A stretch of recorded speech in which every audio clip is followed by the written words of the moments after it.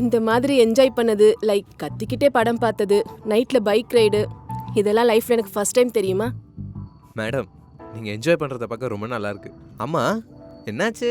ஏன் அவ்வளோ சீரியஸாக இருந்தீங்க? ஆ, அது நான் ஸ்வஸ்திக்க ரிஜெக்ட் பண்ண கோவத்தில் கிளையண்ட்ஸ் எல்லாரையும் அவன் பக்கம் இழுத்துக்கிட்டான். இப்போ என்ன பண்ணுறதுன்னு கூட எனக்கு புரியலை. எனக்கு இருக்கிறது ரெண்டு ஆப்ஷன்ஸ் தான். ஒன்று, ஸ்வஸ்திக்கிட்ட நான் சாரி கேட்கணும், இல்லை கிளையண்ட்ஸ் ஒவ்வொருத்தருக்கா நானே ஃபோன் பண்ணி ப்ளீஸ் என் கம்பெனிக்கே திரும்பி வந்துருங்கன்னு கெஞ்சணும். நான் என்ன பண்ணுறதுன்னு எனக்கே புரியலை. மேடம், ம் இதில் ஹெல்ப் பண்ணுற அளவுக்கு உங்களுக்கு ஃப்ரெண்ட்ஸ் இருக்காங்களா? எனக்கு இருக்கிற ஒரே ஃப்ரெண்ட் நீ தான். ஹெல்ப் பண்ணுறியோ இல்லையோ. மேடம், என் ஃப்ரெண்ட்ஸ் நிறைய பேர் இருக்காங்க. பெரிய பெரிய கம்பெனிலாம் வேலை செய்கிறாங்க. சில பேர் ஸ்டார்ட் அப் கூட ஆரம்பிச்சிருக்கானுங்க. அந்த மாதிரி ஃப்ரெண்ட்ஸு உங்கள் லிஸ்ட்லேயும் கண்டிப்பாக இருப்பாங்க. எனக்கு யாரும் அவ்வளோ க்ளோஸ் இல்லை சுவாமி. நான் எப்பயும் தனியாக தான் இருப்பேன். மேடம், உங்களை மாதிரி ஆம்பிஷியஸான பொண்ணுங்க நிறைய பேர் இருக்காங்க. அதில் யாராச்சும் உங்களுக்கு கண்டிப்பாக ஹெல்ப் பண்ணுவாங்க.